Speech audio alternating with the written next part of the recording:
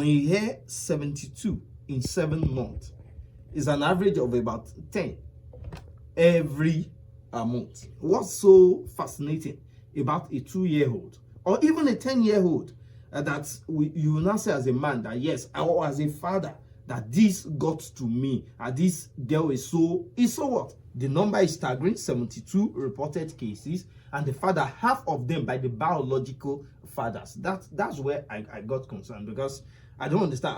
Other journalists will say, where were the wives of these men?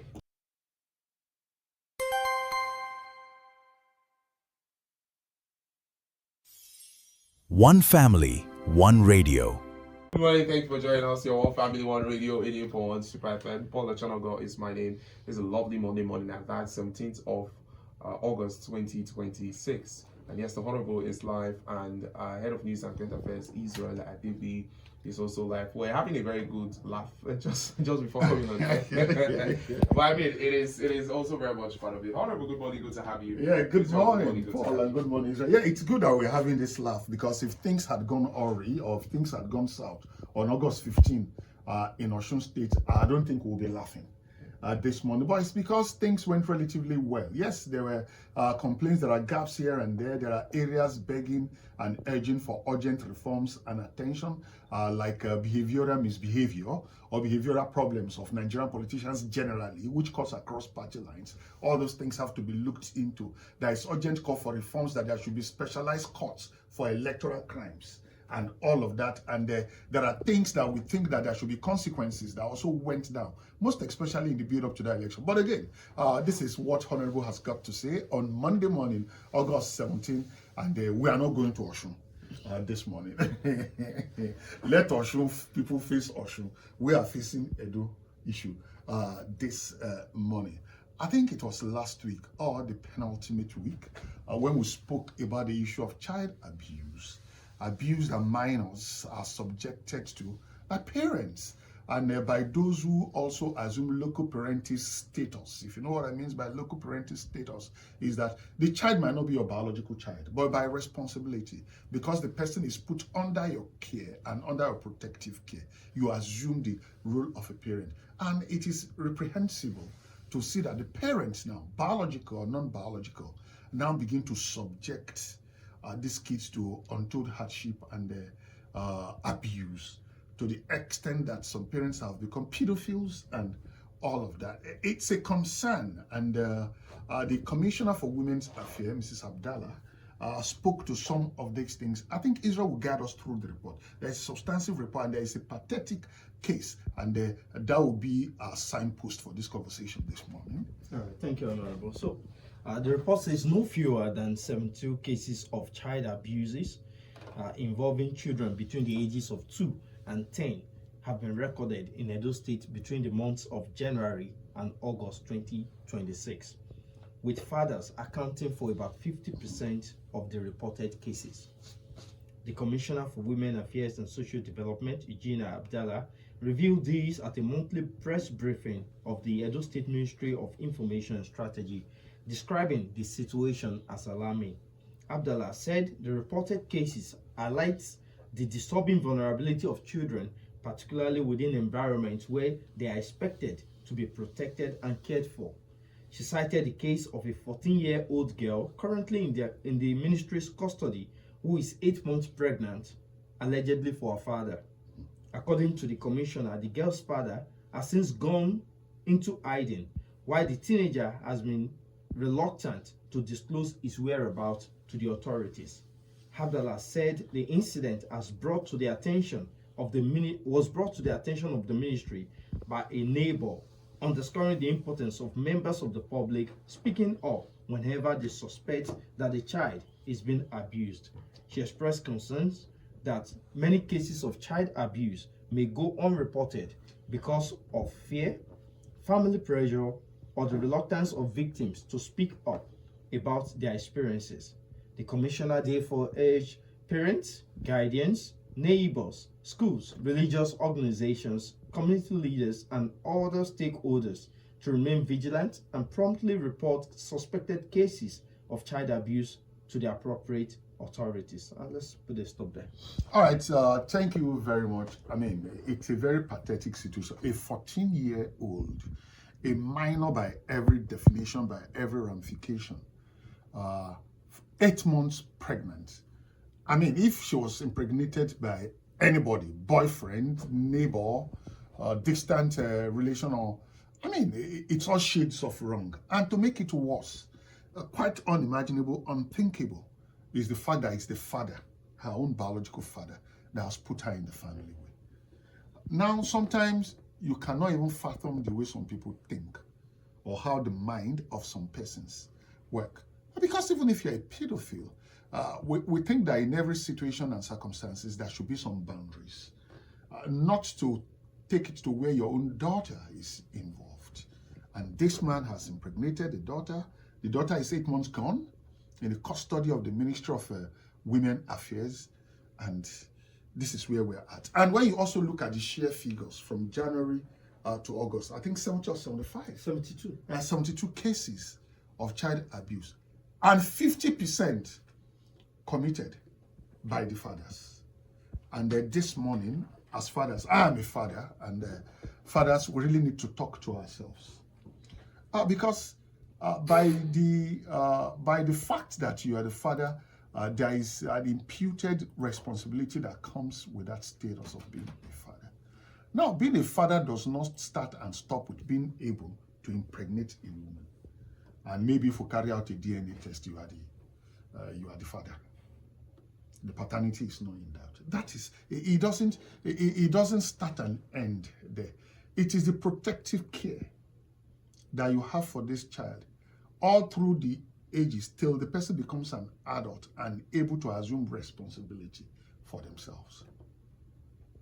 And the fact that you have the privilege of being a parent to this child does not now mean that you abuse that privilege by abusing this same child. It's a gross act of irresponsibility and wickedness, because on the basis of humanity, it is wickedness, outright wickedness. Now, the commissioner said something that I found very instructive. In those days when we used to live communal life, no child was trained or brought up by the parent alone. It takes the community to train a child. But I think, we lament that our values have broken down, societal values have broken down.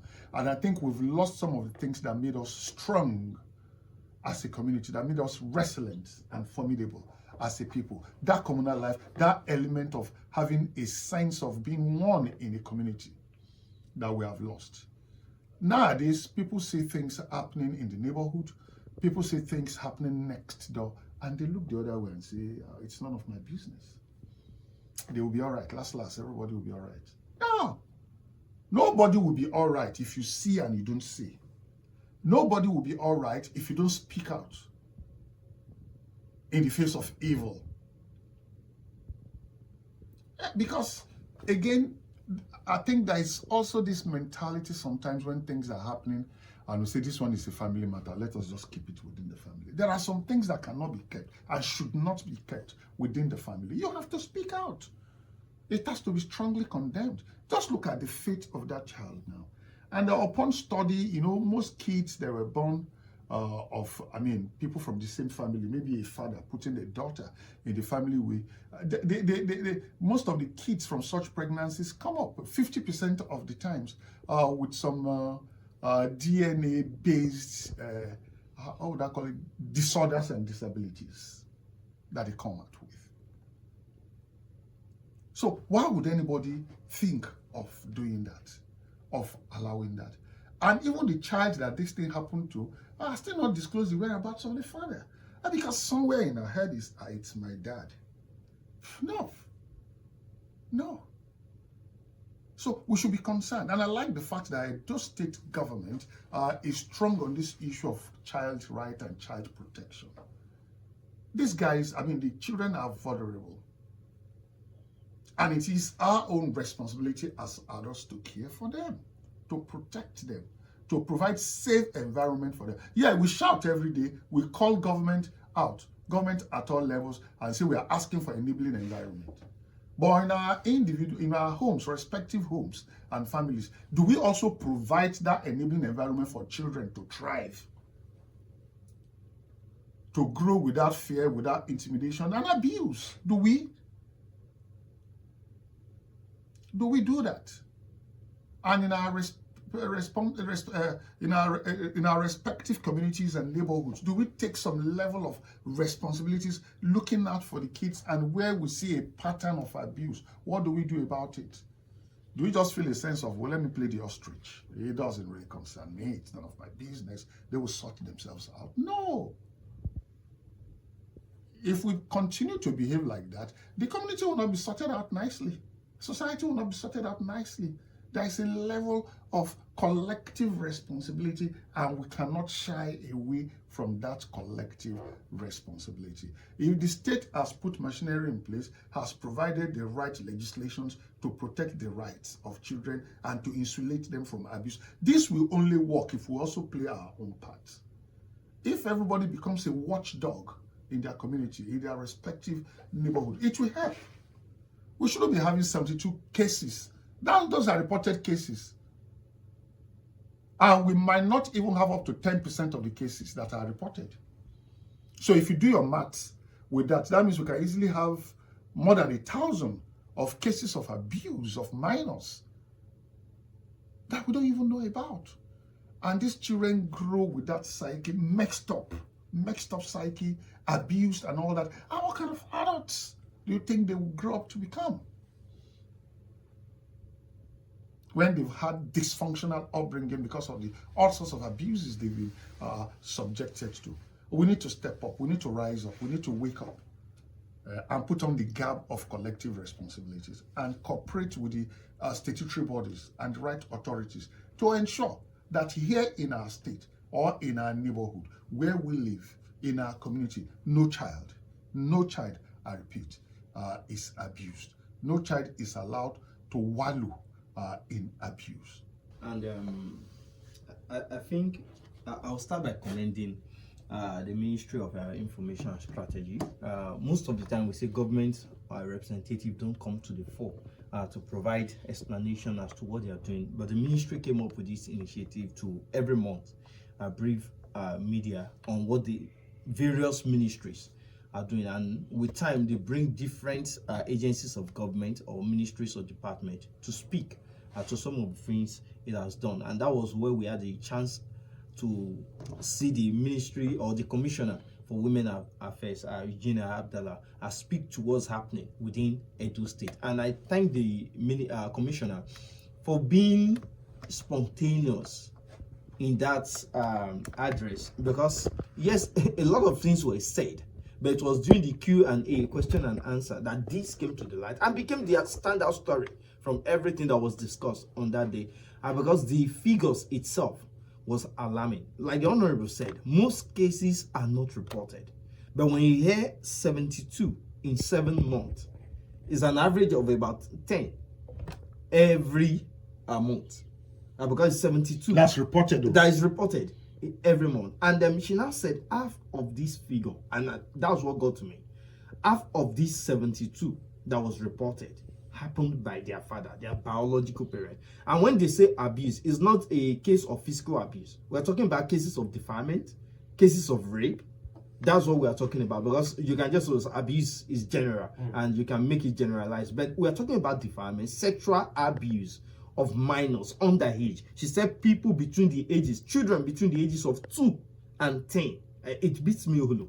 Because what we kept asking ourselves, the demographic 2 and 10. What's so fascinating about a 2-year-old or even a 10-year-old that you will now say as a man that yes, or as a father, that this got to me, this girl is so what? I can't just think about it, and it's sickening. And I think we need to do more, like the ministry called. We need to do more as a society. We should not let only biological parents be responsible for the upkeep or the upbringing of their children. Like the Honorable mentioned, and rightly so, gone are those days where it is said that every child is a product of the society. The community raised a child. It's not just a father or a mother that owns that child. Every neighbor is interested in the well-being and upkeep and of those children. There used to be a time when you don't go to school. It's not just your parent that will ask you. People in the neighborhood will ask you, why don't you go to school today? Why are you roaming the streets? You have people who are interested in your development. But it seems we've let that walls, those fences we've built around our family, we leave that communal living to become so isolated. We don't care about what happened to other people and their wards and their children. And I always say to people, when you don't care about what happened to the children of your neighbor, your children will somehow mingle with these individuals and get influenced. When you look at the agent of socialization, we mentioned the family as one of the big factor, primary factor. We mentioned schools. You also go to peer groups. Children have the opportunity to meet other children in the course of their development, and they learn a lot of things from other people, even things that you don't do in your own home. You find your child come back from school and replicate some of them. You have to culture them at times. So the tendency that your child will mingle with other children is always there, and that's why it's important that you pay close attention, not just to your own children, but the children of others, so that you can know how the level of development is and what is actually happening. And she said it was a neighbor that realized that this 14-year-old now was pregnant, that reported the case. Otherwise, the father was already in hiding, and the girl, a minor, could not have come out on her own to report the issue. So I think everyone must be involved. You don't keep a sealed mouth or a sealed lips whenever something unpleasant is happening. I'm disturbed personally. The number is staggering, 72 reported cases, and the father, half of them by the biological fathers. That's where I got concerned, because I don't understand. Other journalists will say, where were the wives of these men? Well, Because it just shows a society where we have a truncated family system. We have a very, very bad family system. And I think it's important. Once that the state government has identified this as a pressing challenge, I think they must scale up efforts to address it. We have the voice of the commissioner at this moment. 72 cases, mostly 50% have been abused by their own fathers. 2 years to the like the people girl that is under custody now, she's 8 months pregnant, she's pregnant for her father for 2 years. And when we asked her to tell us the drama from her father, she told us she loves her father, that we should not get her father arrested. So the pain that we cause. So that's it for me. The ministry have said it. I am hoping that there will be scaling up of surveillance to ensure that we monitor adequately. I'm hoping that there will be a free channel for reporting of cases of this nature. When you see a case of abuse, you have people come forward to make a report of them. And beyond that, I'm thinking we need to also have a counseling unit. If we have children that ought to be in their age group where they mingle and play and have a innocent childhood development, when they are being exposed to things like that, I think there must be a scaling up also of we don't have the culture of counseling and therapy in this place, but I think it's something we need to embrace since we are seeing this pattern happening. The police, the security agency must also understand this is not a family matter, it's a criminal matter, and it should be taken as such. When cases like this are reported, it should not be, oh, go to your house and sort yourself out, it's a family dispute, it's a family concern. No, it should be taken as seriously as the case calls for.